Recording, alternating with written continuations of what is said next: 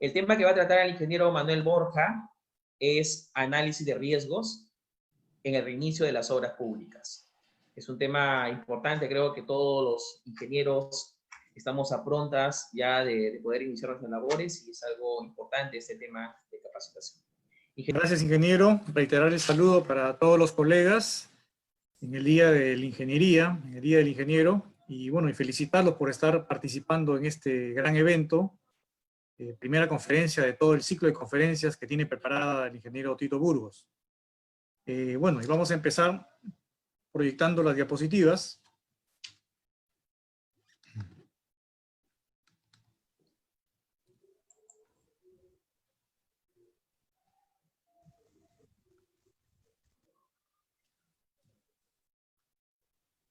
Bien, y como ya decía el ingeniero Burgos, vamos a hablar un poco sobre los análisis de riesgos que se van a presentar o que ustedes tienen que tener en cuenta para el reinicio de las obras públicas o de repente para el reinicio de alguna consultoría, alguna supervisión o tal vez para el reinicio de repente de algún proceso de liquidación que pueda estar pendiente.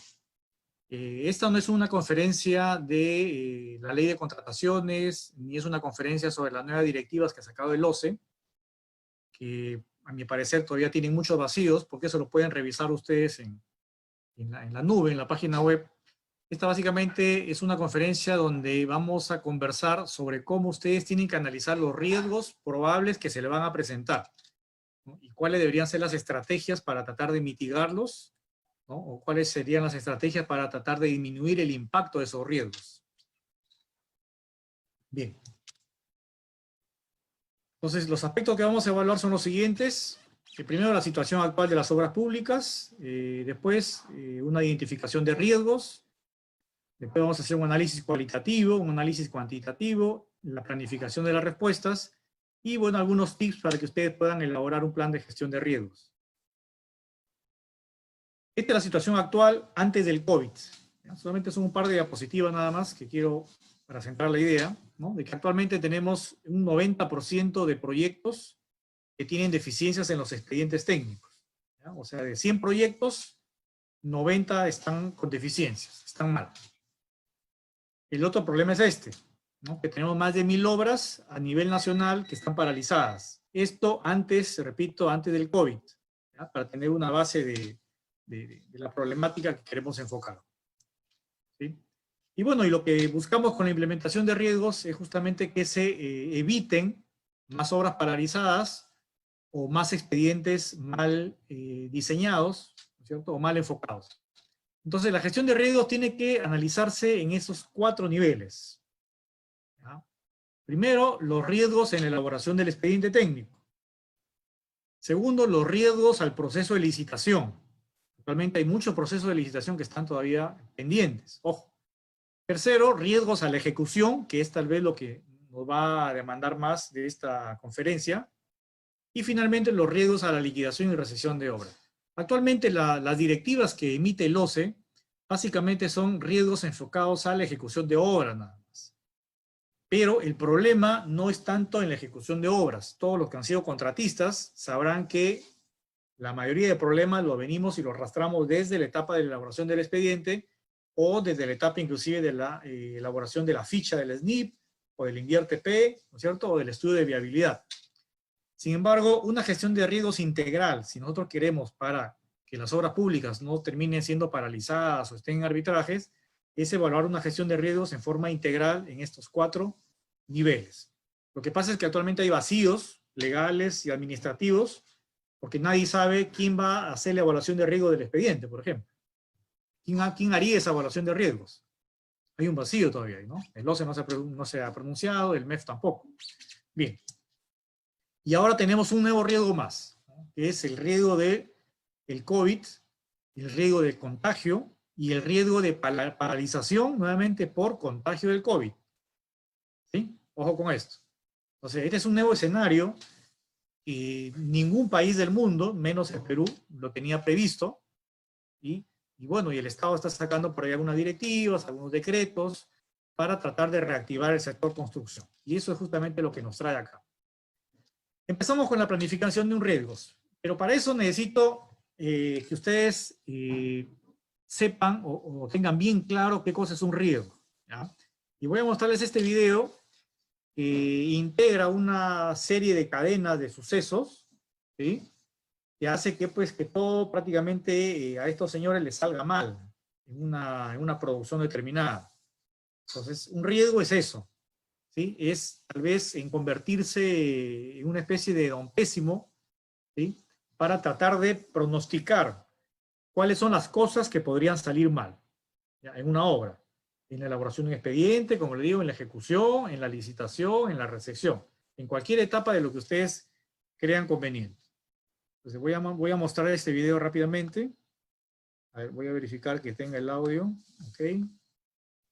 Sí. Listo.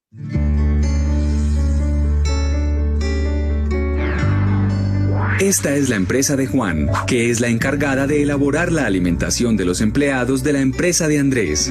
Un día, uno de los pedidos de arroz con pollo tuvo problemas en la cadena de frío y se descompuso. Todos los empleados de la empresa de Andrés se intoxicaron y fueron de urgencia al hospital. La empresa de Andrés hace trabajos de construcción, reparación y albañilería. Como todos sus empleados estaban hospitalizados, estuvieron a punto de incumplir el compromiso que tenían con la empresa de comercialización de electrodomésticos de Laura. Tenían que reparar el edificio que se afectó por la creciente de una quebrada que está al lado de sus instalaciones. Andrés les pidió el favor a unos amigos para ir a realizar las labores de reconstrucción y no incumplir el compromiso con Laura. Pero esos amigos no tenían mucha experiencia en ese tipo de trabajos. Aún así, decidieron trabajar para la empresa de Laura. Por su poca experiencia, regaron gran cantidad de pintura en medio de la calle y uno de ellos se cayó desde un andamio por no seguir las medidas de seguridad adecuadas ni tener los implementos requeridos para esta labor. La pintura que los amigos de Andrés regaron en plena calle hizo que una moto que pasaba en ese momento perdiera el equilibrio. Un camión que iba detrás de ella y que llevaba unos televisores trató de esquivarla bruscamente, chocando contra un poste de energía, partiéndolo a la mitad. Unos televisores se dañaron por el colapso y otros se perdieron porque algunas personas aprovecharon el incidente y se los llevaron. Al partirse el poste, quedaron algunos cables sueltos que cayeron sobre unas telas que tenía mal almacenadas la empresa de confecciones de Beatriz, lo cual inició un incendio. Un empleado desesperado sacó el extintor para apagarlo, pero no le funcionó porque estaba vencido. El incendio tomó fuerza y se propagó por toda la bodega. Los empleados de la empresa de Beatriz trataron de salvar los rollos de tela y otros insumos, pero al cargarlos hicieron un sobreesfuerzo que les causó a algunos un desgarro muscular en la espalda. En el sector estaba la empresa desarrolladora de software de Mauricio, que tenía que entregar un proyecto urgente y muy importante, un programa informático que mejoraba el control del proceso de producción de alimentos de una empresa de lácteos. Todo el trabajo se perdió debido a una sobretensión dada por la caída del poste de energía, que generó daños en el servidor y los equipos de cómputo. Por si fuera poco, no contaban con respaldo de seguridad de esta información. Además de verse seriamente afectada la reputación de la empresa de alimentos de Juan, esta recibió una demanda por intoxicación. La empresa de Andrés tuvo que asumir los gastos médicos del empleado que se cayó del andamio e indemnizarlo por no haberlo capacitado para su oficio. Debió costear las consecuencias de haber regado la pintura, el accidente de la moto, el volcamiento del camión con los televisores y el incendio de la empresa de confecciones. Tuvo que pagar un alto costo económico y reputacional. Laura se vio forzada a cerrar por un tiempo la empresa de comercialización debido a la inundación, lo que se vio reflejado en una pérdida de mercancía y de ventas. Tampoco hay buenas noticias para la empresa de Beatriz. Debió esperar a que Andrés le pagara la reparación de su bodega, la maquinaria, los insumos, y debido a esto no pudo entregar su producción, todo por tener su extintor vencido. Y finalmente, la empresa de Mauricio no entregó a tiempo el proyecto, por tanto incumplió con lo pactado con su cliente y, lo que es más grave, perdió toda la información de su empresa, sus equipos y servidor. Además de su bolsillo, su imagen se vio muy afectada, todo por una serie de hechos que nadie esperaba que sucedieran, imprevistos que podían prevenirse. Estas son algunas de las situaciones a las que su empresa se puede enfrentar cada día. Por eso, identificar y tratar los riesgos a los que se expone le permitirá asegurar su patrimonio, el bienestar de sus empleados y la productividad de su empresa. Una decisión, por pequeña que parezca, tiene consecuencias que lo afectan a usted y a los demás. Gestionar los riesgos es gestionar la sostenibilidad. Bien, entonces fíjense, en este video nos muestra claramente toda una cadena de sucesos, ¿no? Desde una mala decisión de repente, o por simple no haber sabido preparar alimentos, cómo produce una cadena de eventos que te va perjudicando una u otra actividad. Entonces, en una obra pública o en una obra privada, hay cientos de variables, cientos de partidas, que cualquier problema que se presente en una partida podría generar un nuevo riesgo inclusive. Entonces, para eso definamos primero qué cosa es un riesgo. Entonces, un riesgo es un evento, ¿ya? O condición incierta. Incierta es porque no sabes si va a suceder o no va a suceder, ¿sí? Que de producirse tiene un efecto, bueno, podría ser positivo, pero en este caso para el reinicio de obras hay más efectos negativos. Podría tener un efecto negativo en uno o más de los siguientes objetivos del proyecto, tales como el alcance, el plazo, el costo y la calidad. Ojo, alcance relacionado con el tema de las metas, o sea, todas las partidas que vas a tener que ejecutar. El plazo relacionado con el tema del cronograma de ejecución de obra. El costos, lógicamente, tema de presupuesto. Y la calidad, definitivamente, con el objetivo de calidad de la obra. ¿Ya? ¿Qué más es un riesgo? Cuando no es posible determinar la probabilidad de ocurrencia de un riesgo, ¿sí? Esto se llama incertidumbre. Y este es el principal problema que vamos a tener con el reinicio de las obras. La diferencia entre riesgo e incertidumbre la vamos a ver aquí en las siguientes diapositivas, porque cuando nosotros hablamos de un riesgo ya es porque tenemos que aterrizar el evento que va a suceder y tratar de matematizarlo y darle algunos indicadores científicos, algunos indicadores matemáticos. Por lo tanto, un riesgo, todo riesgo que se pueda prever, cualquier evento que se pueda producir, ¿sí? Tiene una probabilidad de ocurrencia y tiene un impacto. Un impacto, en este caso, en la obra, ¿sí? Entonces, un riesgo tiene que analizarse bajo estos dos aspectos. Tenemos que darle una probabilidad de ocurrencia y un impacto. Y para eso hay una metodología, metodología del PMBOK, el OCE también ha dado una metodología que se aplica para cualquier tipo de obra. Y lo vamos a ver también en la conferencia. Para que entiendan un poco más la diferencia entre riesgo e incertidumbre.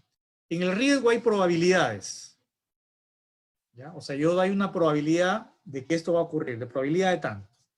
Si yo no soy capaz de dar probabilidades, entonces solamente soy en incertidumbre. Esas son posibilidades, son cosas diferentes.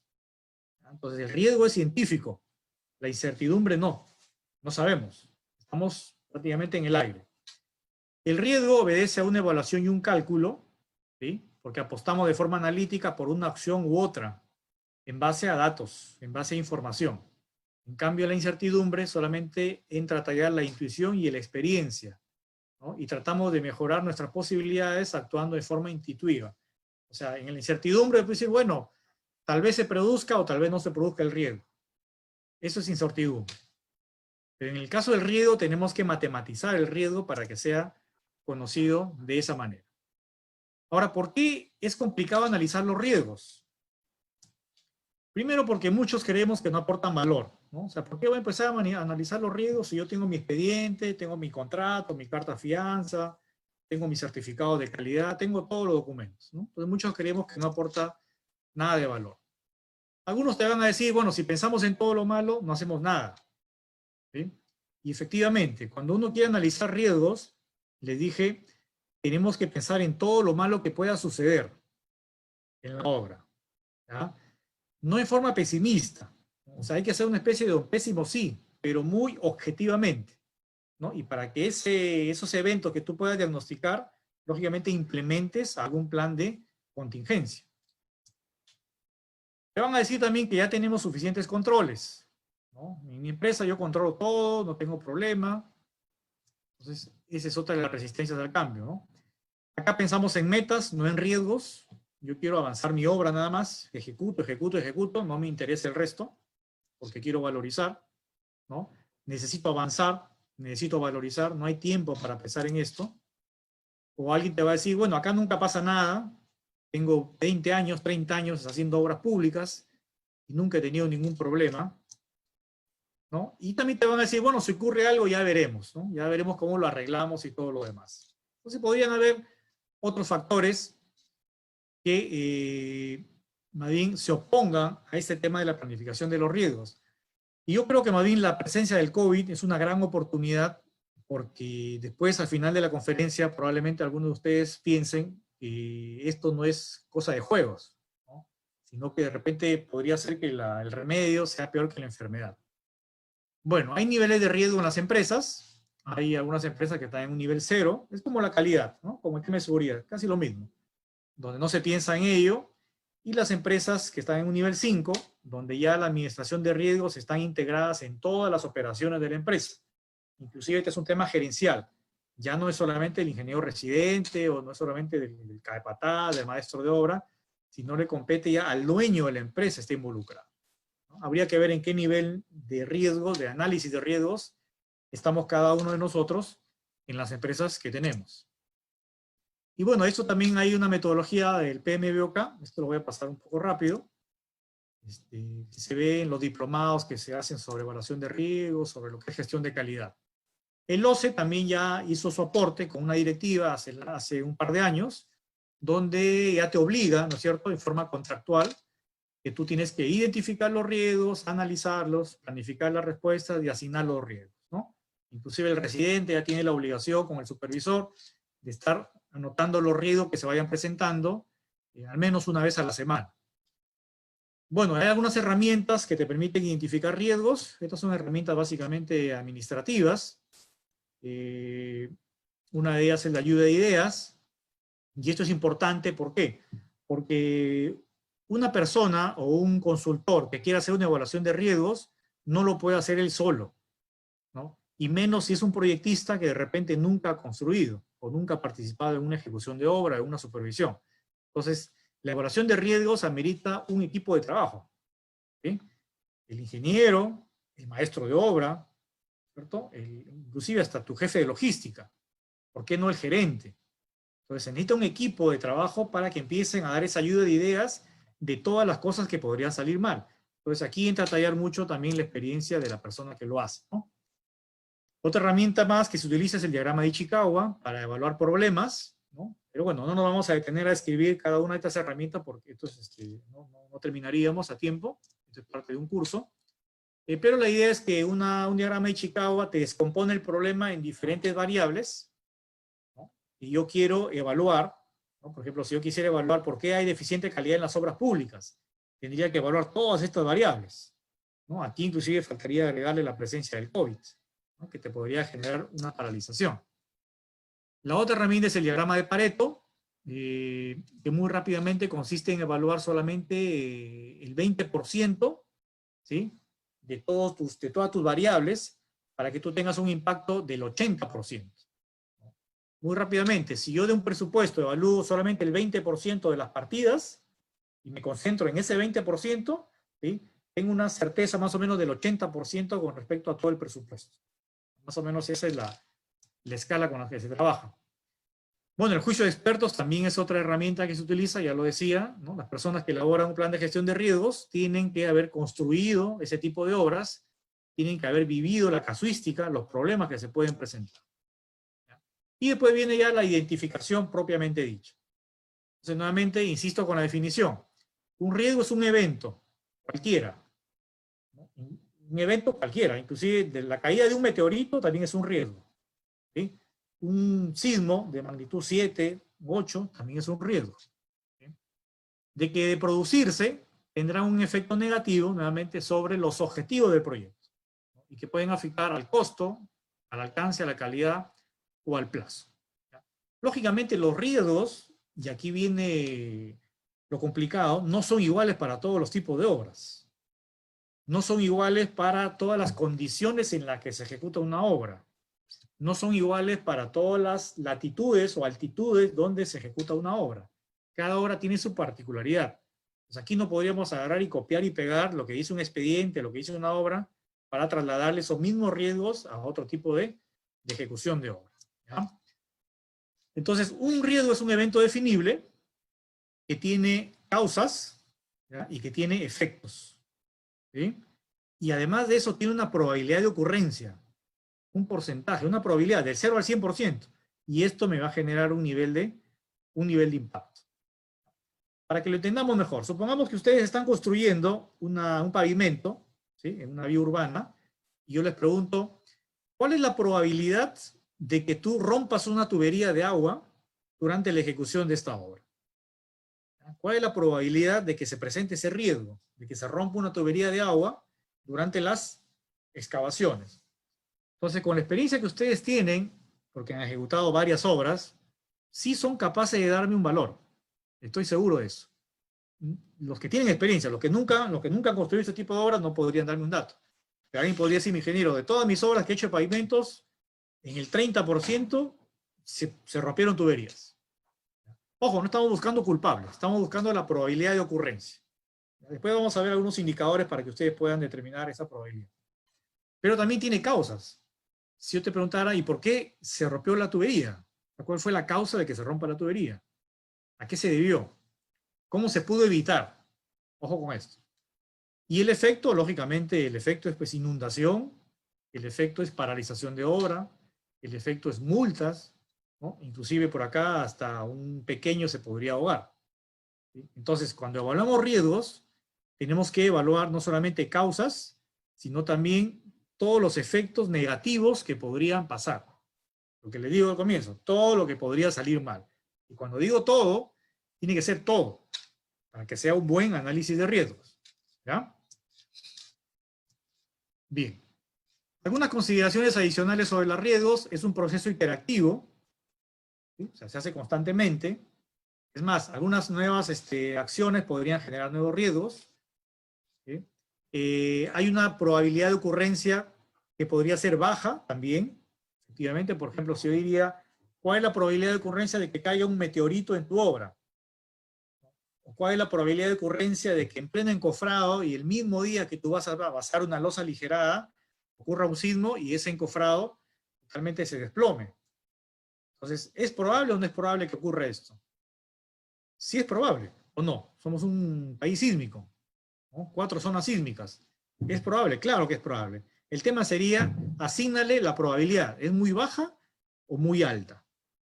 Entonces, para evaluar un riesgo científicamente, todo es probable, pero tienes que darle un valor. Bueno, estos son los componentes de un riesgo cuando se quiere hacer un plan de gestión de riesgo ya completo. Esto inclusive en la etapa de elaboración del expediente, donde deberían analizarse los riesgos de construcción. Y aquí está lo que les decía. El riesgo te va a afectar al alcance, al costo, a la calidad o al plazo. El alcance, cuando se pueden alterar algunas metas del proyecto, eso tienes que ir viéndolo en tu expediente técnico. Al costo, si es que te vas a generar variaciones en los costos unitarios, variaciones en los gastos generales, variaciones por ampliaciones de plazo. Calidad, si es que a raíz de ese riesgo se va a tener que cambiar la calidad de la obra. Ojo, ojo con eso, ¿no? También podría influenciar a la calidad, ya que podría mejorar la calidad o disminuirla también. ¿Sí? Y finalmente al plazo, cuando de presentarse ese riesgo te va a generar una ampliación del plazo o también una reducción del plazo. ¿Sí? Bueno, lógicamente los contratistas, los plazos contractualmente no queremos que se nos reduzcan, ¿no? Porque si no habría menos gastos generales. Mientras hay más plazo es mejor. Pero esas son 4 dimensiones en las que se pueden evaluar los riesgos. ¿Qué procedencias hay? Bueno, hay riesgos relativos al personal, relacionados con personas desmotivadas, que son incompetentes en las tareas que se les puedan asignar, cambio en el staff de profesionales, hay un nivel de riesgos ahí, riesgos a las comunicaciones, ¿ya? Ocasionados por deficiente comunicación, fuera de tiempo, que le generan distorsión. Estos son riesgos generales para más o menos centrar la idea. Después vamos a ver los riesgos netamente por el COVID. Pero todos estos riesgos están relacionados igual con el reinicio de obras, hayan o no paralizado. ¿Ya? Hay riesgos también a las adquisiciones, ojo con eso, porque hay contratos con proveedores, incumplimiento de subcontratistas, fallas y demoras en entrega de recursos, mala calidad de los materiales, insumos, equipos, todo lo relacionado a la cadena logística. Y también hay riesgos relativos a situaciones de emergencia, de carácter local, nacional o mundial, en este caso, la presencia del COVID. Bueno, hay riesgos también sociales políticos, hay riesgos operacionales, ¿no? Hay riesgos regulatorios que tienen que ver con el tema del contrato, ¿sí? Y aquí estoy seguro que muchos, antes de reiniciar su obra, van a tener que revisar muy bien su contrato, ¿no? A ver qué cosa dice el contrato que me permita a mí ayudar y tener un mejor performance para poder reiniciar la obra. Pero aquí hay un problema, hay que hacer un cambio de paradigmas cuando ustedes elaboren contratos, y eso me refiero a lo que están ahorita haciendo los expedientes técnicos, ¿no? Que un contrato debe redactarse pensando en que las cosas van a salir mal, ¿ya? Porque nadie hace un contrato pensando en que las cosas van a salir bien, ¿no? Cuando las cosas salen bien, nadie revisa un contrato, ni siquiera lo lee. Recién revisamos los contratos cuando las cosas empiezan a salir mal en una obra, ¿no? Inclusive ni siquiera las especificaciones técnicas. ¿Cuándo revisamos especificaciones técnicas? Cuando empiezan a salir las partidas defectuosas. Vamos a ver qué cosa dice la especificación sobre esto. Y al final no me dice nada de lo que ya conozco. Entonces hay un cambio de paradigmas acá, porque tanto los contratos como las especificaciones tienen que redactarse pensando en que van a salir mal las cosas. Y sobre todo poner las cláusulas o poner las especificaciones técnicas necesarias que indiquen qué hacer cuando una partida se hace o se ejecuta mal, o cuando una partida no pasa un control de calidad, ¿ya? Pero eso, bueno, también es otro tema muy, muy amplio que podríamos explayarnos. En términos generales, hay riesgos por el tema del contrato, que pueden haber vacíos legales, o la letra chiquita que ustedes se acuerdan que no la han leído, ¿no? A veces no se lee. Hay riesgos tecnológicos también relacionados con el uso de nuevas tecnologías, o nuevo uso de maquinaria, ¿no? Tecnologías un poco sofisticadas o complicadas de implementar en un proceso constructivo. Y veamos algún ejemplo bastante didáctico. Veamos esta fotografía, ¿ya? ¿Qué riesgo presentamos o vemos en esta fotografía? Podría ser este. El tipo de suelo sea diferente al establecido en el estudio de mecánica del suelo. Este es un riesgo permanente, ¿no? Y si igual yo les preguntara, ingeniero, ¿cuál es la probabilidad de ocurrencia de este riesgo? ¿No? En todas las obras que ustedes han tenido, de todas, ¿qué porcentaje encontró un tipo de suelo diferente al establecido en las especificaciones técnicas que te haya generado, ¿no?, impactos negativos? Entonces yo creo que ustedes sí son capaces de darme esa probabilidad, ¿no? De 10 obras, ¿cuántas han tenido este problema? Por ahí, en otros eventos que hemos analizado esto, me decía ingeniero, mínimo el 70%. O sea, de 100 obras, 70, ¿no?, tienen este riesgo, ¿ya? Bien. ¿Cuáles pueden ser las causas? Bueno, insuficientes calicatas, errores de cálculo, presupuesto insuficiente, pueden haber decenas de causas. Y en el análisis de riesgo ustedes tienen que evaluar eso. Tienen que identificar cuáles son las causas de que se pueda presentar ese riesgo, ¿ya? Si son 1, 2, 3, 5, N, no hay límite. Y asimismo hay que identificar cuáles son los impactos. O sea, todo lo que puede salir mal. Entonces, de presentarse ese riesgo, por ejemplo, para mencionar 3 solamente, modificación de la cimentación. ¿Podría ser o no? Sí, claro. Adicionales de obra, definitivamente. Bueno, deductivo vinculante si lo quieres, pero al final hay una modificación. Y por último, bueno, hasta una paralización, ¿no?, que sería lo peor. Y si tú paralizas y la entidad no te entiende, ¿no?, o no logras demostrar que no ha sido error tuya, sino error del expediente, y entras en un entrampamiento legal, tendrás las respectivas multas o sanciones. Hay decenas de casos de este tipo. Otro riesgo de carácter tecnológico, por ejemplo, un hospital que se construyó en alguna zona del país. Estos son ejemplos ficticios, no son sacados específicamente de una obra, donde los aisladores sísmicos no encajen a la perfección en los dados de concreto. ¿Sí? O sea, tú ya tienes tus dados de concreto con tus pernos anclados, medidos milimétricamente, y te das con la sorpresa de que cuando ya te envían los aisladores sísmicos de Estados Unidos, de Italia, te encuentras que estos aisladores sísmicos no encajan a la perfección. Entonces, ¿este es un riesgo probable que se pueda presentar? Por supuesto que sí, ¿no? Si quieres, darle una probabilidad muy baja, pero si quieres, darle una probabilidad muy alta en función a lo que tú tengas a tu alrededor. Entonces, la causa puede ser deficientes especificaciones técnicas, deficiente proceso constructivo del aislador, deficiente proceso constructivo de la cimentación. Veamos los impactos. O sea, todo lo que podría pasar, ¿no? Tendrías que de repente hasta viajar a Italia o Estados Unidos, asegurarte de que te hagan bien el aislador nuevamente. Y eso te va a hacer retrasos de obra, mayores gastos generales, reprocesos. Podrías inclusive llegar hasta demoler la cimentación. Entonces, si se imaginan demoler una cimentación que ya tenga los anclajes, tenga ahí los dados de concreto y todo lo demás, pero ese es un impacto probable. Ese es un impacto probable. ¿Sí? Entonces, en riesgo, nuevamente evaluamos causas y evaluamos consecuencias. ¿Ya? Y así hay toda una tipificación de riesgos que el OCE ya los ha dado en forma muy, muy general, ¿no? El OCE todavía hay mucho pan que rebanar en este tema de riesgos en el país, todavía estamos en pañales, estamos recién dando los primeros pasos, pero el OCE básicamente hay una clasificación de riesgos nada más, ¿no? Pero no hay una identificación de todos los riesgos que se pueden presentar de este tipo. Entonces eso va a demandar que la academia, en la cual están involucrados ustedes, con su experiencia y este tipo de eventos, este tipo de foros, este tipo de cursos que se puedan dictar, poco a poco se vaya elaborando toda una guía de los riesgos probables por diferentes tipos de obras, inclusive, para que el proyectista y contratista sencillamente los pueda monitorear mucho mejor. Mientras tanto, tenemos solamente esta clasificación, ¿no? Errores a la deficiencia del diseño, ¿ya? Que lógicamente repercuten en el costo, va a repercutir en la calidad, va a repercutir hasta en arbitraje y en una obra paralizada. Acuérdense que tenemos 1000 obras paralizadas, ¿no? Y tenemos el 90% de expedientes mal diseñados, ¿no? Y esos datos lo sabe la Contraloría, lo sabe la Presidencia del Consejo de Ministros, pero no se ve ningún cambio en el sector. ¿Sí? Bueno, estos temas los discutimos cuando damos algunas conferencias sobre calidad y corrupción en las obras públicas y cuáles son las propuestas para mejorar el sistema en forma integral. Pero ahora lo voy a pasar así nomás. Bueno, ahí hay un par de noticias más que generan sobrecostos, ¿no es cierto? Y muchos de esos sobrecostos pues ya no tienes adicionales, no tienes presupuesto, y la obra termina quedando paralizada, ¿no? Y acá está nuevamente lo que les decía, más de 1000 obras a nivel nacional, esto es en el año 2019, a enero del 2019, ¿eh? ¿No? Y más de 16.000 millones de soles ahí, ¿no?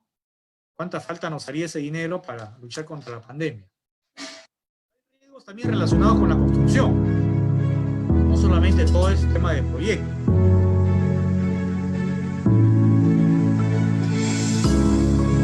Entonces, este tipo de riesgos sí son de exclusividad del contratista, ¿no? O del supervisor. Entonces, si vemos estos videos, yo les preguntaría, ¿qué riesgo hay de esto? ¿Es probable que se presente esto en tu obra? ¿Estás ejecutando? ¿Sí o no? Estos videos son de China. ¿Es probable que se presente? Claro que es probable. Y el otro paso siguiente sería, bueno, dame una probabilidad del 1 al 100.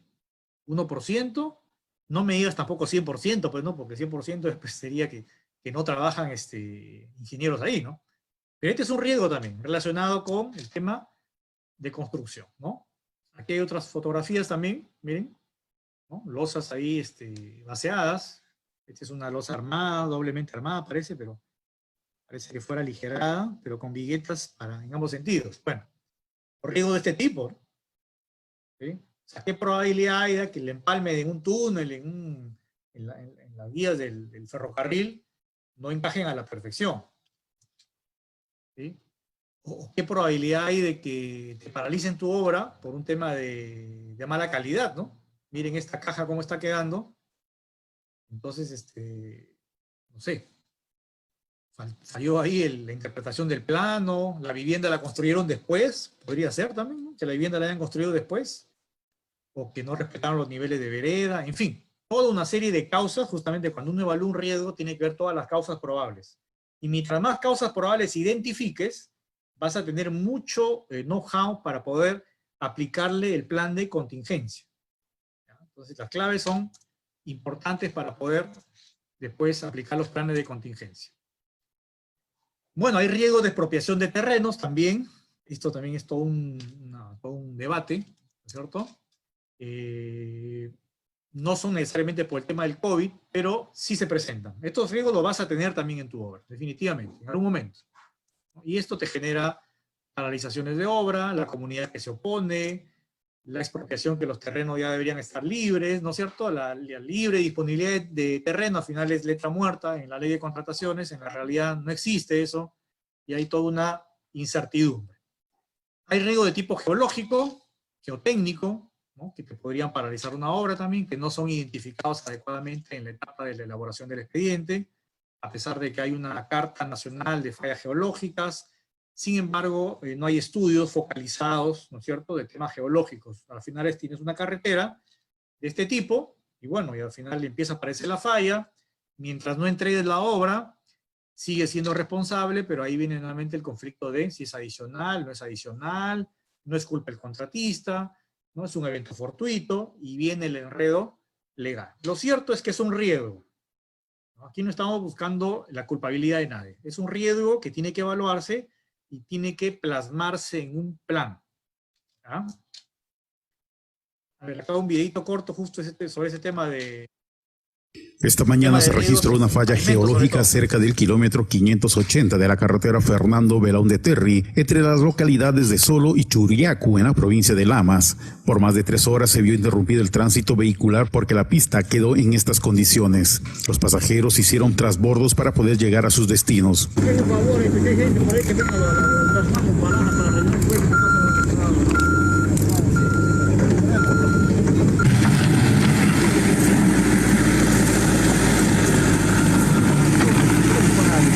Las carreteras están concesionadas, lógicamente, rápidamente tienen que intervenir y solucionar este problema, porque después esto lo valorizan y lo facturan al Estado, ¿no es cierto? El problema sería cuando no está concesionada y está en plena ejecución de la obra. Ahí vendría el conflicto. Bien. Hay riesgos también de interferencias, ¿no? Servicios afectados a terceros, o interferencia básicamente en pavimentaciones urbanas, que en mi opinión las pavimentaciones urbanas son las obras que tienen más interferencias con respecto al otro tipo de obras. ¿Ya? No son lo mismo los rendimientos en una pavimentación urbana que en una carretera. Sin embargo, a veces los proyectistas copiamos, ¿no?, los costos de Capeco, los rendimientos del libro de costos y carreteras del ingeniero Ibáñez, que está muy bien, de carreteras, y se lo ponemos en vías urbanas, ¿no?, en pavimentos urbanos. Y cuando ve el contratista, pues ve que no es el mismo rendimiento, es imposible, porque hay mucha interferencia. Entonces, ese es un riesgo también, ¿no? Lo que decíamos al comienzo, ¿no? La probabilidad de que tú rompas una tubería de agua durante una excavación en un pavimento, si es urbano, la probabilidad es mucho más alta. Si es en carretera, lógicamente es mucho menor. Hay riesgos ambientales también. Los especialistas en este tema, los ingenieros ambientalistas, también me darán la razón, ¿no?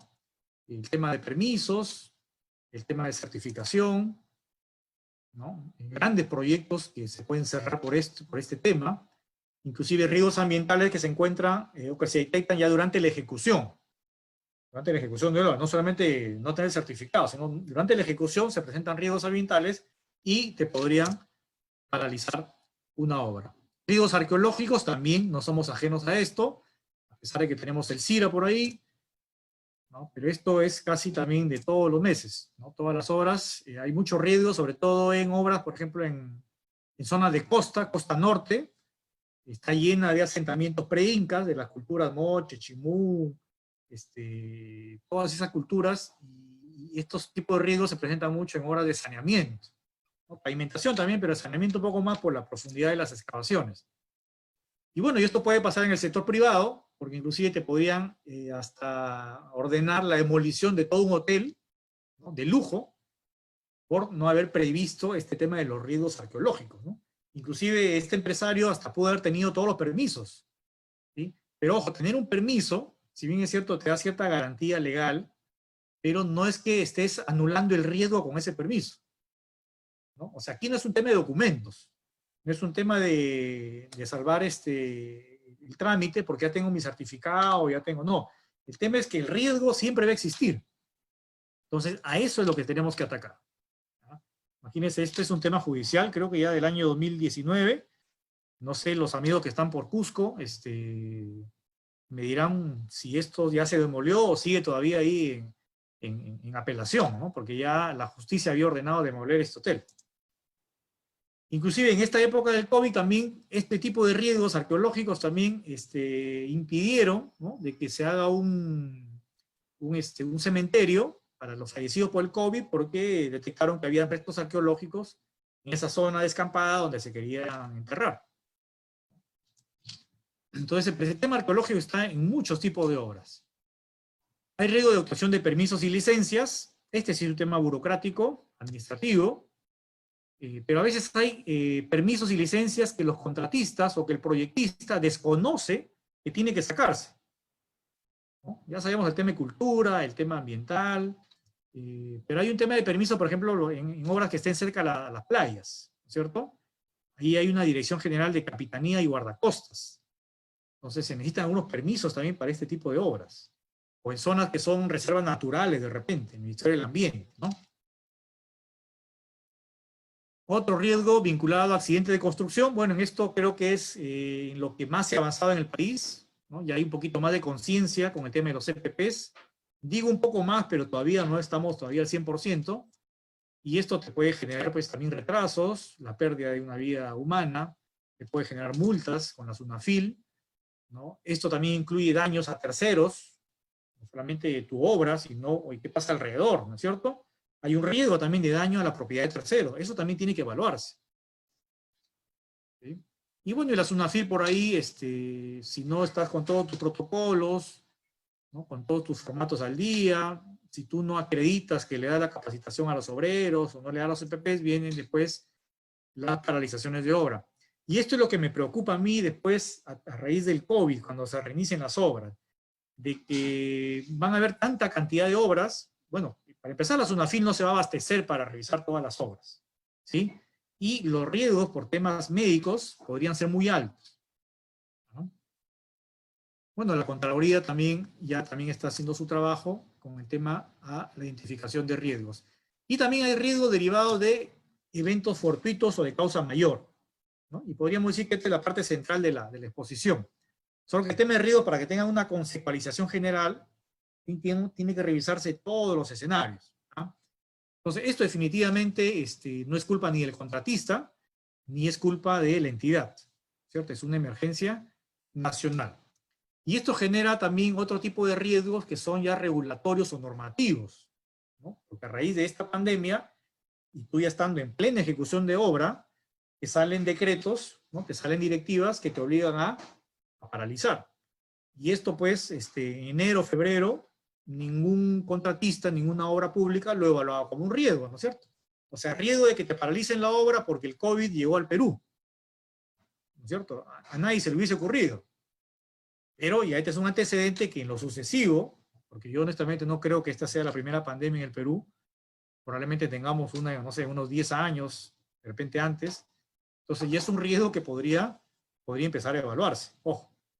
Entonces, estos riesgos regulatorios, ¿no es cierto?, se modifican o se implementan de improviso, ¿sí? Y ya tenemos el Decreto Supremo, el 044, que declaró en estado de emergencia nacional, ¿no es cierto?, y se paralizaron todas las actividades no esenciales. Después ya el MINSA sacó algunos protocolos para la vigilancia de la salud de los trabajadores con riesgo de exposición, ¿sí? Y lo mismo hizo Vivienda con sus protocolos.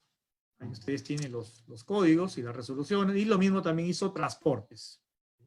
Entonces, estos son riesgos de carácter normativo, ¿no? El OCE recientemente también salió su directiva, la 005, está generando mucha discusión, mucho debate, porque prácticamente no aclara, o mejor dicho, deja prácticamente al libre albedrío para que la entidad decida o no el tema de las ampliaciones de plazo y el tema de los mayores gastos generales, ¿no? O sea, no ayuda mucho, ¿sí?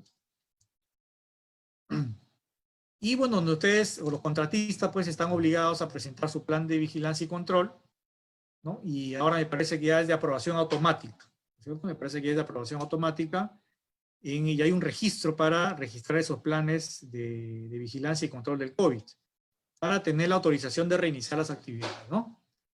Bueno, hubieron dos decretos más, el 080 del 2020 y recientemente el 101 de hace unos días, donde ya dictaminan de alguna forma que se deben reanudar las obras públicas, pero en algunos sectores. Ojo, esto no es para todos, ¿eh? Esto no es para nivel nacional. Están excluidos Tumbes, Piura, Lambayeque, La Libertad, Loreto, Cayali, Ica y la provincia de Santa Guarmey y Calma del departamento de Ancash. Al menos es lo que hemos entendido, ¿sí? ¿Por qué? Por el alto nivel de contagios que todavía existen en estas regiones. Bueno, y estos riesgos están generando definitivamente, estos son los efectos, ¿no? El CAPECO ya se pronunció, está pronosticando que el sector va a caer el 50% y que se perderían 700.000 empleos formales, ¿no? Hablamos de los obreros de construcción civil.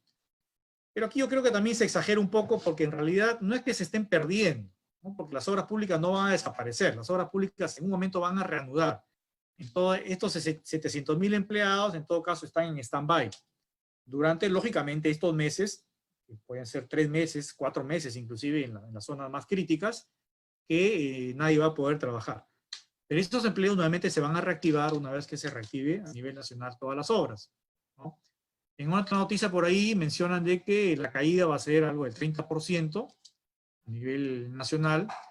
En su momento, el sindicato de construcción civil planteó también que a ellos se le dé un bono por emergencia, ¿no? Para que les permita soportar mejor esta cuarentena, pero que yo sepa, ellos no han sido considerados en ningún tipo de bono, ¿no? Salvo que les haya tocado por el tema de familia vulnerable, ¿no?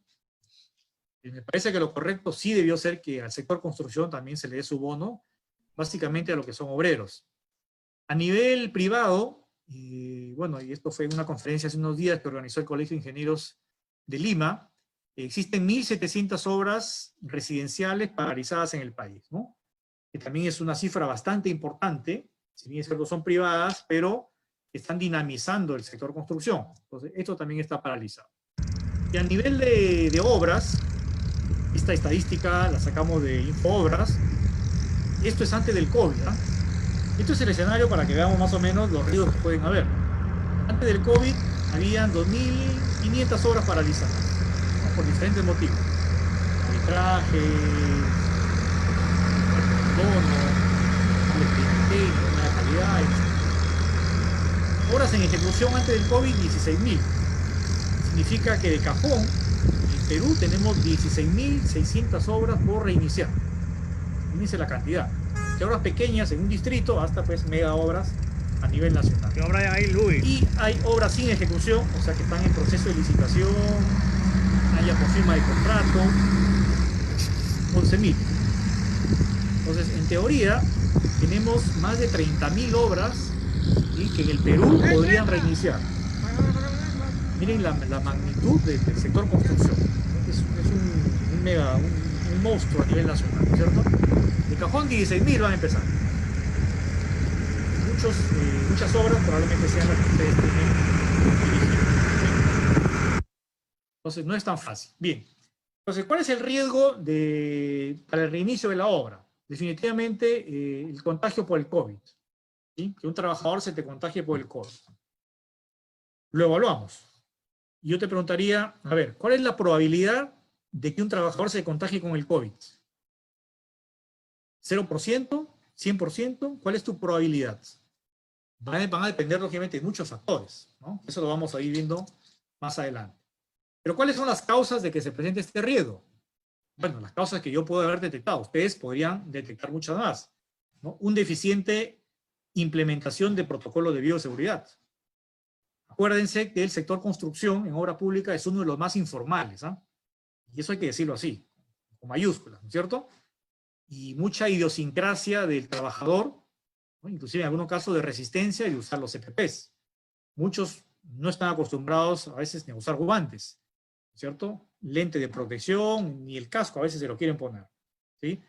Entonces yo he visto aquí que estas dos podrían ser las principales causas de un contagio, ¿ya? Podrían haber más, y bueno, ustedes los pueden enumerar. ¿Y cuáles serían los impactos? Nuevamente, pensemos en lo peor que podría pasar, ¿ya? Y lo peor que podría pasar, lógicamente, es el contagio y la muerte de un trabajador, ¿sí?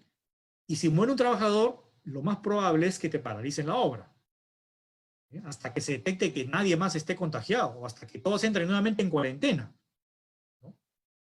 Podría haber también una multa de la SUNAFIL si es que se demuestra que el contratista no cumplió con todos los protocolos y expuso al trabajador en forma negligente, ¿no? Ojo que las multas por fallecimiento, si bien es cierto, según la ley de seguridad y salud ocupacional, Estas multas son por los accidentes de trabajo que hayan tenido un obrero o un trabajador dentro de la obra. Y aquí podría haber un vacío legal, ¿no? Porque esta muerte por COVID, ¿sería un accidente de trabajo o no sería un accidente de trabajo? ¿No es cierto? Entonces, la SUNAFIL también aquí hay un vacío. Hasta ahorita, a menos que yo sepa, no hay ningún pronunciamiento. ¿Cuál va a ser la multa en el caso que alguien fallezca y haya negligencia del trabajador? Pero en casos normales me parece que son 200 UITs. Multipliquen 200 por, creo que está algo de 5.000 soles la UIT actualmente. Estamos hablando de 200.000 soles o 2 millones. Que sería una multa, ¿no? Por una muerte de un trabajador. Otro impacto. Si te paralizan la obra por un fallecimiento de trabajador, van a haber mayores gastos generales, por supuesto. ¿Sí? Por supuesto. ¿No? Esos gastos generales, ¿quién los va a asumir? ¿Contratista? ¿O tú lo pides como un adicional de obra? ¿No? Como un adicional. En este caso no creo que te lo acepten, ¿no? Porque ha sido responsabilidad del contratista de que se le haya fallecido un trabajador. Pero ¿qué pasa si el contratista se contagia en su casa? ¿No? Eso lo vamos a ver también más adelante. Pero bueno, entonces, en forma general, fíjense, este es el escenario del riesgo de contagio de COVID. Y eso es lo que ustedes tienen que estar analizando y evaluando, y que inclusive lo podrían incorporar en su protocolo de reinicio, ¿no es cierto? O en su plan de gestión de riesgos en el caso de los proyectistas que están haciendo actualmente sus expedientes técnicos, ¿no? Y no vaya a ser que nos pase como Chile, por ejemplo, donde reiniciaron obras, ¿no? Prácticamente Chile ha sido uno de los pocos los países que al comienzo no decretó una emergencia total y una cuarentena total, ¿eh? Dejaron algunos sectores que sigan trabajando, ¿no? Y creo que ahora ya su cantidad de contagiados y de fallecidos está aumentando. Contagiados, fallecidos no tanto, ¿no? Contagiados sí está aumentando bastante. Entonces, esto pasó en Chile. En otros países, como en España, por ejemplo, más bien eran los mismos involucrados los que pedían que se paralice el sector construcción, ¿no? Porque la economía es tan neoliberal que muchos gobiernos no lo vieron como una opción para realizar todo al 100%, ¿no? Entonces en España los ingenieros, los arquitectos pedían más bien que las obras se paralicen. Y bueno, y miren las consecuencias que han habido en España, ¿no? Bien, imagínense lo que está ocurriendo en Providencia. Ojo con este tema que también está tomando bastante cuerpo en la agenda noticiosa de esta mañana. Hay un grupo de trabajadores que ha paralizado una obra de construcción de edificios en la comuna de Providencia. Hay una decena de trabajadores al menos que se señalan como eventuales contagiados. Reclaman falta de sanitización para trabajar de manera segura. Vemos la imagen ahí del Buenos Días a Todos que está reporteando también el tema en nuestra señal abierta. A este lugar que está ubicado en la calle Llewellyn Jones en Providencia llegó la Seremi de Salud a fiscalizar el lugar, a recopilar antecedentes. Esto comenzó pasadas las 9 de la mañana. Al menos una veintena de trabajadores de esta construcción paralizaron la obra del edificio en ese lugar, luego de denunciar la presencia de varias personas con el COVID-19 en su interior. Según los antecedentes preliminares, son varios los obreros que están reclamando falta de medidas para tener un retorno seguro al trabajo. Y ojalá que respeten a todos nuestros compañeros de distintas horas, que esto siempre es un precedente, para que nos cuiden, nos tengan cariño. Nosotros tenemos familia, tenemos que cuidarnos y cuidar a nuestra familia. Como le decía yo, cerca de mi casa hay varios adultos mayores, yo tengo a mi papá y todos estamos en riesgo, así que no hay que respetar a los trabajadores. Está personal del EPDI, nosotros lo podemos ver justamente con sus placas y con sus uniformes propiamente tal. Y al interior también Seremi de Salud, Carabineros y el representante legal de esta empresa. Mari, te escucho. Hombre, el cargo a cada uno de los trabajadores que están acá afuera. ¿Por qué? Porque cuando nosotros llegamos en la mañana no se habían identificado, según el testimonio de los trabajadores, a los contactos directos de quienes sí habían resultado positivos. Y finalmente eso es lo que los tiene hoy día un poco complicado, ¿no? ¿Ustedes saben cuáles son los contactos directos de estos casos que han resultado positivos? No, pues así como lo dije yo, las reducciones de los espacios son chicos. O sea, para ustedes son todos contactos directos. Claro, todos contactos directos, todo contacto directo. Entonces, miren, este evento ya sucedió en Chile, en algunas obras, me pregunto si esa logística que ustedes ven ahí de carabinero, de personal de salud y todo lo demás, el Estado va a tener esa capacidad de respuesta cuando se presente un contagiado en una obra, en un distrito, en una provincia, en otra región del país que de repente no sea Lima. Ese es un escenario, entonces ese es un riesgo que también ustedes tienen que evaluar. Bien. Esto lo voy a pasar rápidamente porque esto lo vemos cuando los riesgos que se presentan son sin COVID, más o menos es lo que hemos visto ya anteriormente, ¿no es cierto? Son los riesgos normales que se presentan en la ejecución de las obras públicas, para concentrarnos en esto de acá. Riesgos adicionales le he llamado yo. El primer riesgo, y aquí hay un vacío, también pensábamos que la directiva del OSI iba a ser un poquito más flexible, ¿no? El riesgo es que podría ser que no encuentres el reemplazo para el ingeniero residente, y los ingenieros especialistas o el ingeniero supervisor, que cumplan los mismos requisitos exigidos en las bases, ¿no? Y sabemos que si las bases han sido direccionadas, ¿no? Entonces va a ser bien difícil que encuentres ese residente de repente que tenga el mismo doctorado que te pedían pues para hacer un parque o para hacer unas cuantas veredas, ¿no es cierto? Eso lo sabemos todo. Ahora, el cambio que tú hagas va a ser temporal o va a ser definitivo, ¿no? Y bueno, y por último están diciendo que si no hay posibilidad de que la supervisión continúe, la entidad nombrará inspectores. Entonces se va a caer nuevamente en el tema de inspectores. Oye, pero para obras de 4 millones, obras de 10 millones, 20 millones, 50 millones, ¿la vas a supervisar solamente con un inspector? ¿Con qué capacidad logística va a trabajar ese inspector? ¿No? Una cosa es una supervisión con empresa, con todo su plantel técnico, y otra cosa es un inspector que no tiene esa capacidad logística, ¿no es cierto? Y es probable que también un municipio le dé a un inspector 2 o 3 obras para que las inspeccione, como normalmente pasa, ¿sí? Entonces, este es un riesgo que tienes que evaluar, ¿ya? Pensábamos en algún momento hace un mes, cuando discutíamos este tema con otros involucrados, de que el OSI iba a ser flexible, y iba a salir una directiva, ¿no? O un decreto supremo, donde el artículo de la ley que te dice que tiene que ser la misma calificación, ¿no? Por esta vez va a ser un poco flexible y que podría ser la misma o similar. Para mí debió salir así. Entonces, aquí vas a tener un gran problema en el caso de que el ingeniero residente no pueda, inclusive, desplazarse a la zona, o si es mayor de 65 años y de repente ya no quiera. Si es mayor de 65 años ya no lo puedes obligar a que trabaje, pero sí él podría presentar una declaración jurada diciendo que, bueno, él asume las consecuencias y él va a la obra, ¿no es cierto? Y había un tema también del peso, me parece que por ahí que ya lo regularon también, ¿sí? Pero este es un riesgo que hay que ponerse a evaluar. Y al final podríamos caer en el problema de que vamos a tener obras mal ejecutadas por una falta de supervisión, ¿ya? Ojo, los planteamientos que yo hago aquí, el enfoque es a nivel nacional, no solamente para una obra determinada, o lo que le conviene o no a la entidad, o lo que le conviene o no a un contratista o a un dueño de una empresa, ¿no? El problema aquí es nacional. El segundo punto, que podría sucederte también, por eso es que tienes que revisar bien el expediente técnico, porque podrías encontrarte de que tienes algún insumo, porque todavía hay restricciones de transporte, ¿no es cierto? No solamente a nivel nacional, sino a nivel internacional, que falte un insumo para hacer una partida específica. Entonces, este es un riesgo probable. ¿Se puede presentar? Por supuesto que se puede presentar.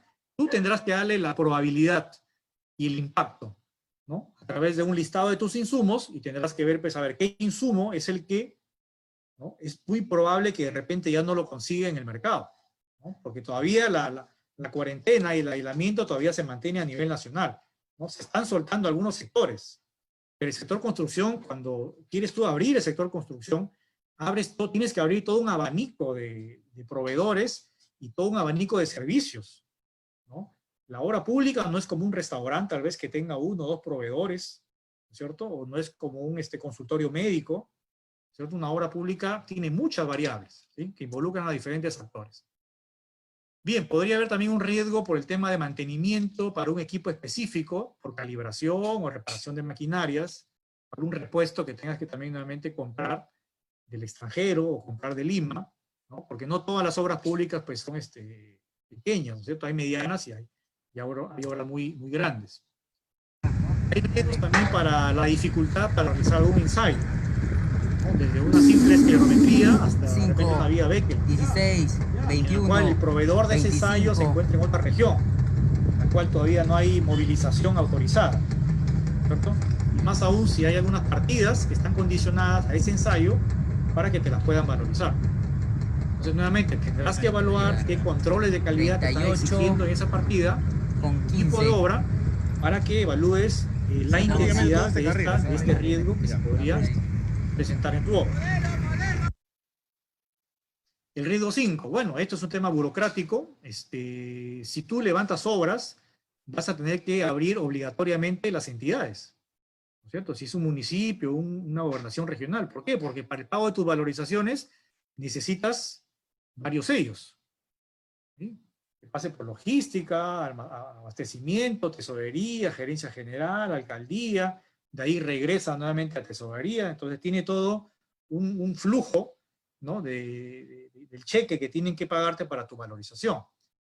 Y si esto se retrasa o si no hay atención en la entidad, bueno, podrías tú llegar a inclusive hasta paralizar nuevamente las obras por un tema de falta de pago.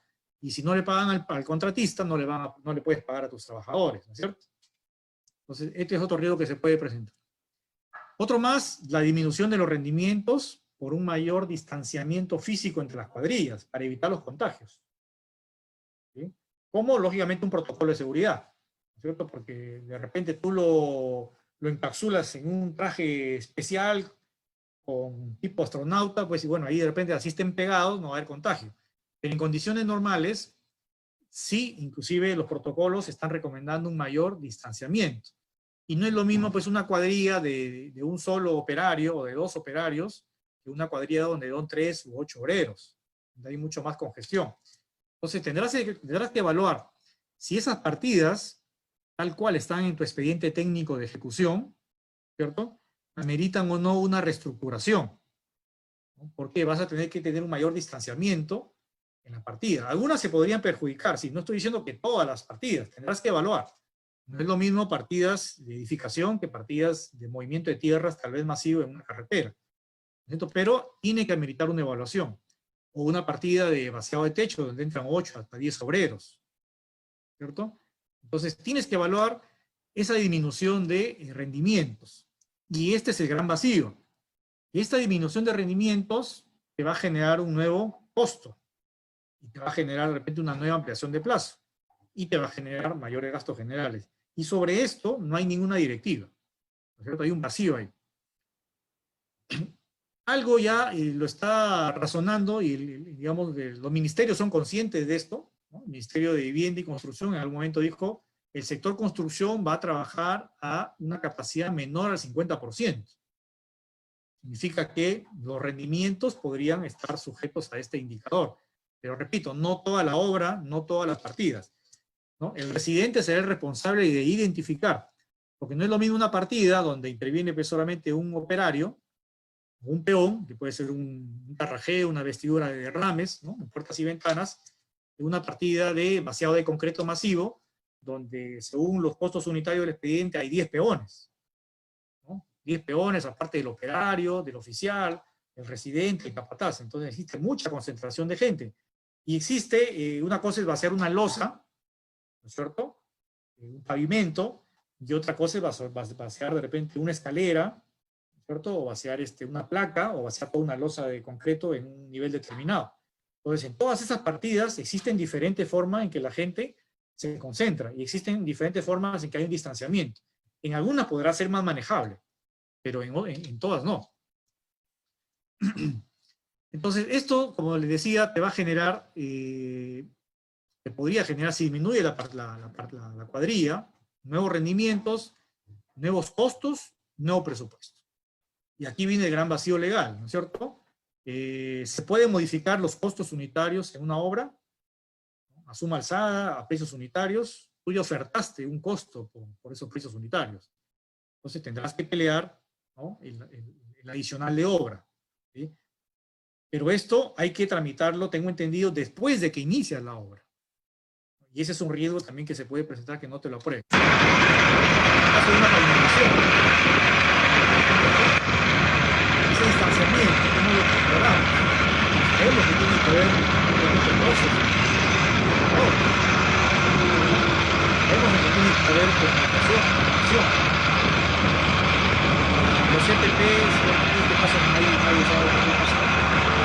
actuales se podrán implementar adecuadamente.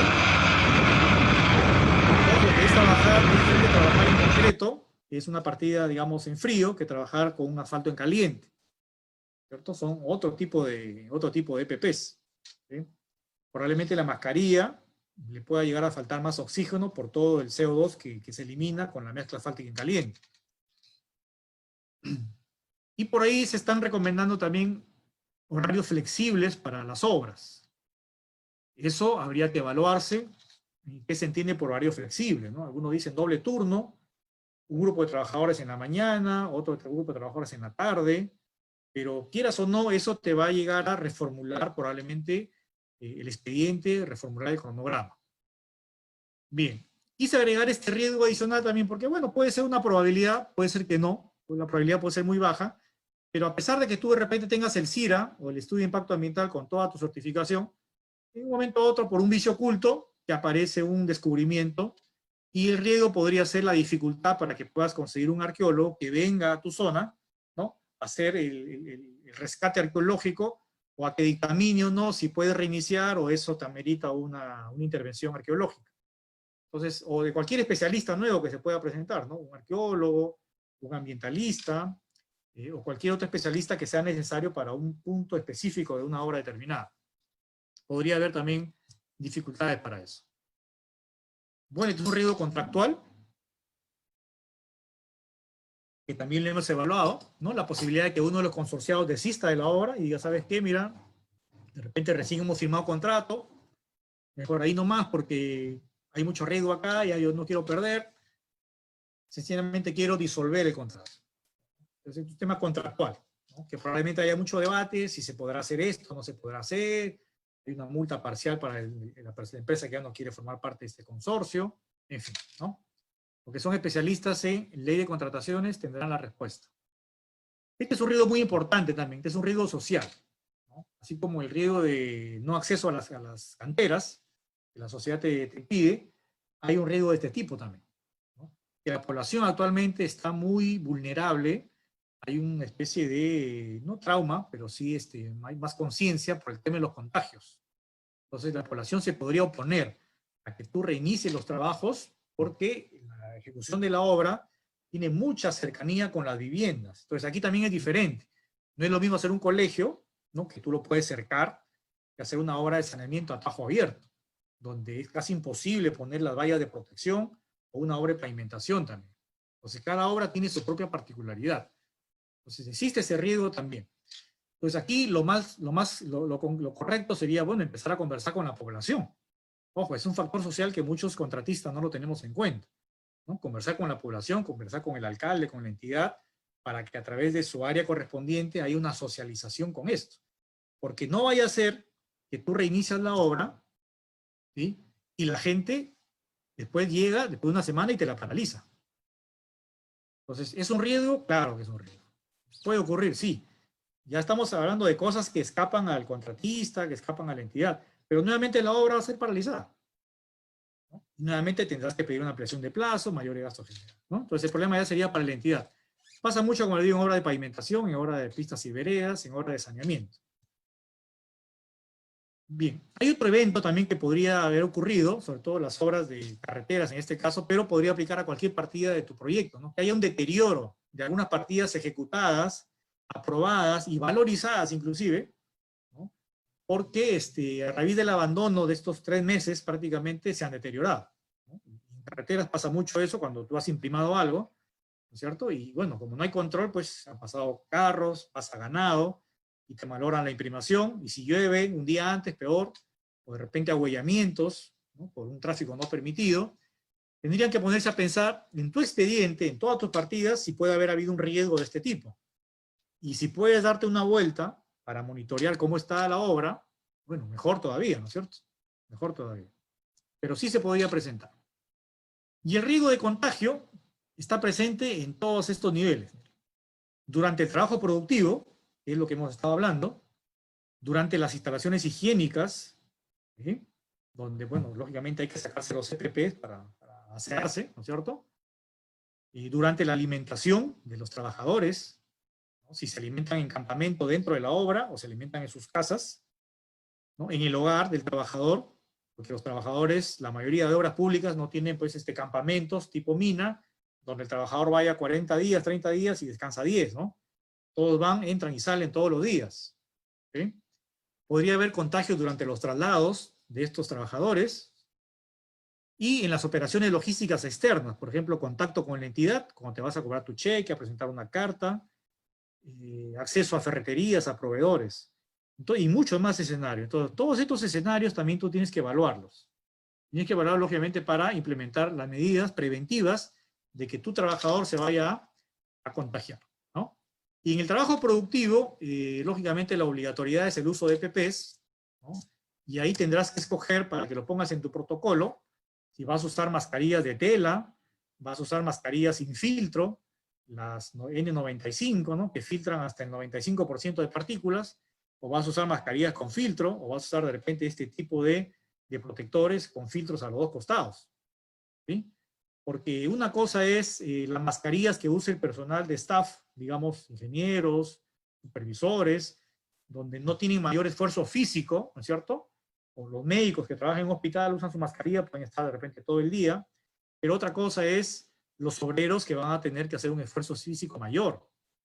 Entonces, yo no sé si con estas mascarillas podrán tener esa capacidad pulmonar o de respiración de todo el oxígeno que necesitan, ¿no? O de repente esta le da un poco más de oxígeno. Y al final ese obrero va a terminar de repente sacándosela y de repente exponiéndose a un contagio. Entonces, esto tienes que evaluarlo para que lo pongas en tu protocolo, porque esto tiene un costo, ¿no? Una cosa es el costo de esta mascarilla, que dicho sea de paso están bastante sobrevaluadas en estos días, creo que de 10 soles, 5 soles subieron a 40, 50 soles cada una, ¿no? Las que tienen filtro. Y otra también es el costo de este tipo.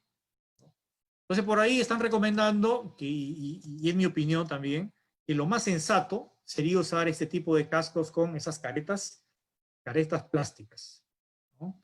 Y esto también tiene un costo, hay de todo tipo, de todo precio, desde 20 soles, he visto por ahí, hasta de 80 soles, pero me parece que estos tienen un poquito más de protección. Y con su mascarilla de repente de tela por dentro, ya para evitar alguna salpicadura de ese tipo, ¿no? Entonces, pero eso tienes que tú ya proponerlo en tu plan de gestión de riesgos para el reinicio de obras. Por ahí recomienda también que las herramientas sean de uso personal. Y aquí también hay todo un tema porque generalmente los obreros comparten herramientas, ¿sí? Y estar controlando si él la usó o no le usó a otro, no se la dio a alguien más, o habría que estar desinfectando las herramientas todos los días, me parece poco viable, o de repente las codificamos y le damos con nombre y apellido a cada uno. Son cosas que también tendrás que tener en cuenta, ¿no? El tema de los servicios higiénicos, de repente ya pensar en baños químicos, porque los baños que tenías actualmente, si es que había baños también, porque a veces en obras donde no hay este tipo de servicios, no prestaban la garantía del caso para que no se contaminen. Entonces, pensar en baños químicos, que se les puede hacer una limpieza diaria, ¿no? Y este personal de limpieza, bueno, ¿quién lo va a hacer? Es un costo adicional. El tema de los comedores, si bien es cierto, no tienes un campamento, pero al menos tienes un lugar donde los obreros almuerzan, ¿no es cierto? Entonces, eso necesita un poco más de espaciamiento. De repente tienes que duplicarlo, ¿no? O si estableces turno de trabajo, bueno, ya no lo duplicas, pero de repente baja el rendimiento. Entonces, todas estas variables, fíjense, son riesgos que se pueden presentar y que tú tienes que evaluar. Y hay un par de riesgos más, y con eso ya terminamos. Que una partida normal se pueda convertir en una partida que forme la ruta crítica a raíz de estos rendimientos o a raíz de que vas a hacerla de otra manera la partida. Entonces, eso se lo dejo a ustedes como reto, que tienen mucha más experiencia que yo, de que podrían, no digo que va a ser, ¿eh? Pero evalúen este riesgo.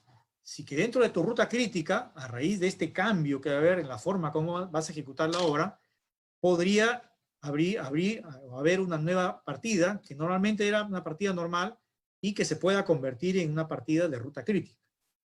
Podría haber esa posibilidad. Pero insisto, cada uno tendrá que evaluar su obra por separado, ¿no? Y un riesgo de carácter contractual es de que la entidad también no te apruebe, ¿no?, el segundo adicional de obra que tú vas a presentar, y la segunda ampliación, ¿no?, por modificaciones a las condiciones iniciales del expediente técnico, ¿no? Desde que tú cambias un rendimiento, ya es otra condición del expediente, ya es otro contrato, es otro costo. Entonces tendrás que hacer una adenda al contrato, tendrás que hacer un pedido adicional de obra, tu ampliación. Pero tengo entendido que esto se va a pedir después de que tú reinicias los trabajos. Entonces, ¿qué pasa si reinicia los trabajos? Y, lógicamente, no hay mucha casuística para esto de aprobar un segundo adicional, ¿no? Y aquí todavía hay un vacío legal, ¿no es cierto? Lógicamente, el contratista no tiene la culpa, ¿no? Porque hay otra forma como se están haciendo las cosas. Entonces, yo creo que sí es justo que esto se reconozca. Esa es mi opinión, ¿no? Ya los abogados acá tendrán su interpretación. Pero va a depender también de que un municipio te lo apruebe o no te lo apruebe. Por eso nosotros pensábamos que la directiva del OCE iba a mencionar algo de esto. Si es que estos adicionales de obra de oficio, ¿no es cierto?, deberían al menos aceptarse a trámite para su evaluación, ¿sí? Pero yo estoy seguro que conociendo la idiosincrasia de muchos alcaldes, muchos gobernadores, muchos funcionarios de repente que también se sienten atados de manos porque no hay directiva para esto, de repente te van a rechazar la obra, ¿no? Te van a rechazar ese adicional. Entonces podríamos tener también obras paralizadas por segunda vez, fíjense. Y esto sí se me parece, de esas 16.000 obras que están paralizadas por COVID, no sé qué porcentaje se me ocurre decirles, pero podrían haber muchas más paralizadas en una segunda oportunidad. A ver, veamos algunas experiencias de otros países, para que vean cómo lo están manejando más o menos este tema. Cumpliendo con la reactivación del sector de la construcción y lo estipulado por la alcaldía, las empresas debieron realizar una previa inscripción en línea donde adjuntaban el protocolo de bioseguridad. En esta obra, ubicada en el sector del Poblado, podemos ver cómo los empleados cumplen con el aislamiento social desde la entrada, que está delimitada y debidamente marcada. Luego se deben someter a la toma de temperatura, donde si el resultado es superior a 38 grados, inmediatamente son devueltos a sus casas. Posteriormente a ello, todos deben pasar por esta poceta con solución de hipoclorito y agua para desinfectar el calzado, para luego pasar un lavado de manos acondicionado para no tocar el grifo ni el jabón. Desde la entrada hasta los vestieres, todos los obreros que hacen parte de esta construcción deben cumplir ciertos requisitos. Aquí lo podemos ver, todos los días se hace esta aspersión con una solución a base de hipoclorito para desinfectar los vestieres y así poder cumplir de la mejor manera el protocolo de bioseguridad. El protocolo de bioseguridad también se extiende hasta el lugar donde los empleados ingieren alimentos, teniendo en cuenta el distanciamiento social y el tapabocas como un elemento obligatorio. Las herramientas de trabajo se deben desinfectar al inicio y al final de la jornada. Sí, ese es un video en Colombia. Este es otro también, a ver, veamos, también de Colombia me parece. Esta mañana las autoridades nacionales y distritales realizaron la verificación de los protocolos de bioseguridad en un proyecto de construcción en Bogotá, donde regresan los trabajos paulatinamente. Hasta el momento son más de 400 obras que están iniciando el proceso adecuado de los protocolos. La Secretaría de Hábitat y la secretaria Nadia Rangel y el ministro de Vivienda Jonathan Malagón González visitaron el proyecto La Felicidad en el suroccidente de Bogotá. En las obras se verifica el suministro de elementos de protección, turnos de alimentación, horarios flexibles, desinfección y limpieza, distanciamiento social, instalación de lavamanos y toma de temperatura. El trabajo entre las Secretarías de Salud y Hábitat permiten que el 70% de las obras públicas de Bogotá comiencen a reactivar sus actividades. Esta es una obra que cumple con los requerimientos de bioseguridad establecidos en el protocolo del Ministerio y la Secretaría de Salud, pero adicionalmente se han comprometido con garantizar que se puedan utilizar medios de transporte alternativos al sistema de transporte público de Bogotá. Bien, ahí tenemos dos ejemplos cómo se están manejando las cosas en otros países. Pero bueno, y una vez que tú tienes identificados los riesgos, les decía, hay una metodología, esto forma parte de un curso de gestión de riesgos, no nos va a dar el tiempo de explicar al detalle, porque más quería concentrarme en los riesgos para el reinicio, pero voy a pasar rápidamente para que tengan una idea, ¿no? Los riesgos hay que darle, les había dicho, una probabilidad de ocurrencia, y el OCE ya lo tiene más o menos estandarizado. La probabilidad de ocurrencia va de 10 a 90%. Entonces, por cada evento que tú determines, tienes que definir qué probabilidad de ocurrencia tiene. Para un plan de gestión para todos los tipos de riesgos que hemos visto, ¿no? ¿Sí? Entonces, por ahí da algunos ejemplos cuando una probabilidad es muy alta o muy baja. Pero esto va a depender mucho esto va a depender de partida por partida inclusive. Va a depender mucho también de la experiencia que tenga el residente o el consultor en la gestión de riesgos. Y a la vez que tenemos una probabilidad de ocurrencia, también hay una probabilidad de impacto. Un impacto muy bajo es 5% y un impacto muy alto 80%. La guía del PMBOK ya da un cuadro un poquito más desarrollado, donde nos ayuda a cuantificar ese impacto en alguna partida específica. Por ejemplo, si el impacto en el costo es insignificante, se le puede dar un impacto de 0.05. Pero si el impacto en el costo hace que aumente un 40%, esa partida específicamente que tú estás evaluando, entonces el impacto es de un 0.80. Entonces ya te da algunos ratios en función a lo que quieras evaluar. Si quieres evaluar el costo, quieres evaluar el plazo, quieres evaluar el impacto en el alcance, o el impacto en la calidad, o el impacto en el cronograma. Entonces, de acuerdo a eso, tú escoges y decides, a ver, el impacto de este riesgo es muy bajo hasta muy alto. La multiplicación de esos dos, de la probabilidad y el impacto, te genera el nivel de riesgo, ¿no? Y aquí tiene riesgos muy altos si está en este rango, o riesgos muy bajos si está en este rango. Los riesgos muy altos son los que sí o sí prácticamente se van a presentar, ¿no? Y ameritan una planificación, una respuesta obligatoria. Los riesgos moderados hay que hacerles un seguimiento, pero es probable que no se presenten, y los bajos, sí, eso sí, definitivamente no se van a presentar. Entonces ya esto es una operación matemática, por eso yo le decía, el riesgo es cuando tú ya matematizas, ¿no?, los eventos que se pueden presentar. Que si tú no le das estos valores, se quedan siendo solamente incertidumbres. Y la incertidumbre es lo peor, porque con incertidumbres tú no puedes tomar decisiones. Por ejemplo, cuando decretaron la cuarentena, ¿cierto?, nadie se iba a imaginar que iban a ser prácticamente 3 meses. ¿No? Entonces ha habido mucha incertidumbre, por eso es que no se podía terminar estos 3 meses de cuarentena. Y se vieron dando de 15 en 15, de 15 en 15, de 15 en 15. Entonces nadie puede planificar una obra o cualquier tipo de proyecto pensando que en 15 días te cambian las reglas de juego. Lo correcto hubiese sido, pues, diferente, una cuarentena de 3 meses, para poder planificar también la cuarentena, inclusive. Pero, insisto, esto no lo conocía ningún país en el mundo. Nadie estaba en esa capacidad y tampoco el Perú. Bien, entonces, esta es la matriz de impactos. Como repito, hay que verificar los que están en rojo, ¿sí? Y una vez que hacemos este es el análisis cualitativo, y después el análisis cuantitativo del tema del costo. ¿Cuánto te cuesta ese riesgo de presentarse? Y esto se evalúa en función al costo directo. Por ejemplo, acá tengo un ejemplo, ¿ya?, para generar generalmente un tema de un riesgo. Supongamos que el riesgo sea el colapso de una losa aligerada de concreto recién vaciada por presencia de un sismo, ¿ya?, para que entiendan el concepto del costo de riesgo, ¿sí?, o por un deficiente encofrado. ¿Esto se puede presentar? Ya demostramos científicamente que sí se puede presentar, pero tiene una probabilidad de repente baja, ¿no? Ahora, todas las empresas no van a tener la misma probabilidad. Hay empresas que trabajan con andamios certificados. Hay empresas que siguen trabajando con madera de la zona, entonces tendrá un nivel de riesgo más alto. Cada uno tendrá que determinarlo.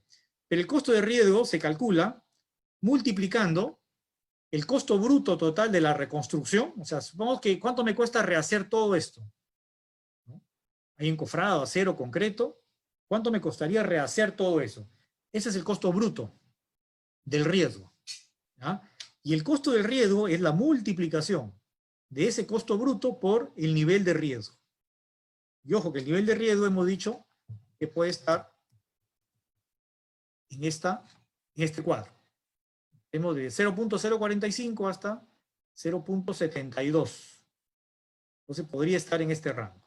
Entonces ese nivel de riesgo lo multiplico por el costo bruto.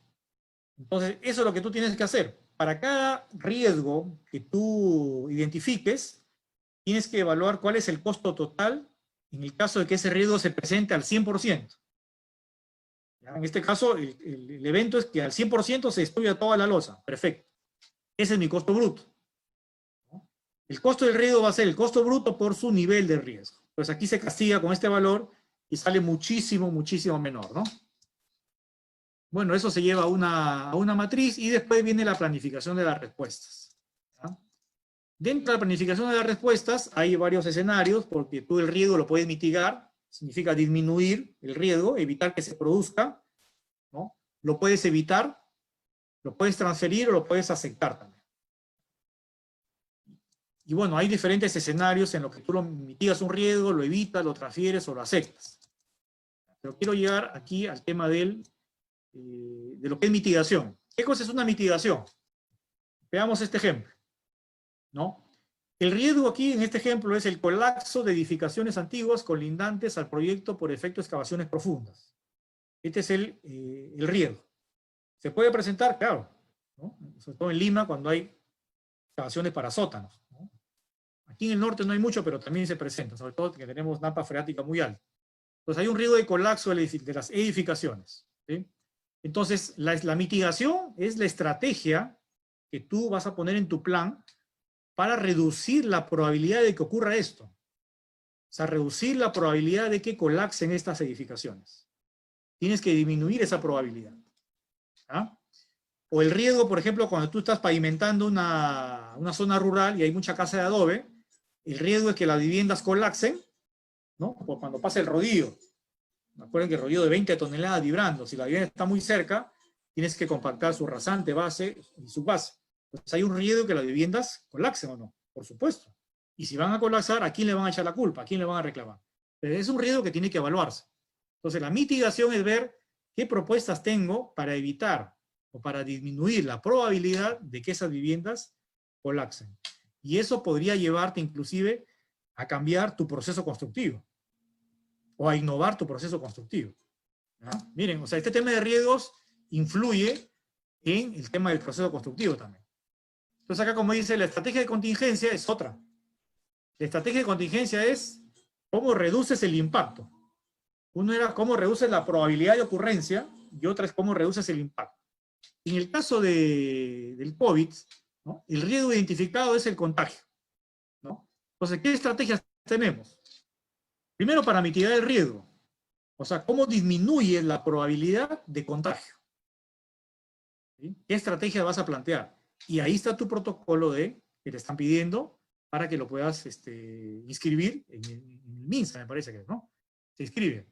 En el SIS-COVID creo que hay un registro que se ha creado virtual. Entonces, la única forma de mitigar el riesgo, o sea, de disminuir la probabilidad de contagio es con tus protocolos de bioseguridad, ¿no? Con tus protocolos de seguridad y salud en el trabajo, ¿no? Con evaluar las nuevas partidas, mayor distanciamiento, ¿no? Pero eso te va a generar un costo, lógicamente, ¿no? Eso ya hemos hablado. Esa es la forma de mitigar el riesgo. Y las estrategias, cuando ya hay contagio, ¿sí? ¿Cómo yo evito, ¿sí? de que ese impacto disminuya? O sea, ¿cómo evito si un trabajador se contagió, ¿no es cierto? ¿Cómo evito de repente que se me muera? Ese es disminuir el impacto. Eso se llama contingencia. Mitigación es antes de que se presente el riesgo, para evitar el riesgo que se presente. Y contingencia es, una vez que se presentó el riesgo, ¿cómo evito de que se haga mucho más grande? O cómo evito que, en este caso, este profesional muera a raíz del COVID. ¿No? Entonces, más o menos, esas son algunas ideas. Esto ya lo voy a pasar rápidamente. Porque yo creo que, y para terminar ya con este par de diapositivas, en forma individual, cada uno de ustedes tiene que evaluar objetivamente cada obra, y dentro de cada obra, cada partida, ¿no? Para tomar la decisión de reiniciar, ¿no? Obviamente con todos los protocolos de bioseguridad necesarios, o de repente mejor esperar. Pues acá hay una inversión que hay que hacer, esto no es gratis. Entonces, todos estos protocolos que hemos visto, lógicamente van a generar adicionales de obra, que la entidad, en mi opinión, está en la obligación de aprobarlos. ¿Sí? De aprobarlos. Pero en términos generales, yo creo que las condiciones legales, como están dadas actualmente en las obras públicas, hay más incertidumbres que riesgos, ¿no? Que podría generar un mayor índice de contagios, que podría generar un mayor índice de obras paralizadas por segunda oportunidad. Y yo creo que el escenario, ojo, que es diferente hacer una obra pública que hacer una obra privada. En las obras privadas, sobre todo las inmobiliarias, me parece que en ellas hay menos riesgos, ¿no? Hay menos riesgos, no de contagio, ¿no? Sino de que las cosas terminen mal. Entonces deberíamos diferenciar inclusive los protocolos para este tipo de obras. En la obra pública, lamentablemente, y ustedes que trabajan ahí, hay mucha informalidad, no solamente de los responsables de obras, ¿no? Porque es también un mea culpa, sino también hay mucha informalidad de los trabajadores, ¿no? Hay mucha idiosincrasia que no es fácil cambiarle la mentalidad, pero el riesgo que tenemos acá es que está en juego la vida de las personas. Y con mayor razón, pues hay que esforzarnos muchísimo para plantear adecuadamente este plan de gestión de riesgos y que si se reinicia la obra, no termine siendo una obra más de la estadística que termine paralizada por segunda vez. Bueno, de mi parte, eso es todo. Les dejo por ahí mi teléfono, mi correo electrónico. Hay una página en Facebook también y una cuenta en un canal en YouTube. Porque este tema, no solamente de riesgos por el COVID, sino este tema de obras públicas, necesita un mayor involucramiento de todos nosotros, ¿no? No solamente proyectistas, funcionarios, supervisores, sino también los funcionarios públicos, los políticos que toman las decisiones y, lógicamente, los políticos que hacen las leyes para que estas obras públicas pues, cumplan con su objetivo de calidad para el cual fueron diseñadas. Bien, entonces hasta ahí lo dejo.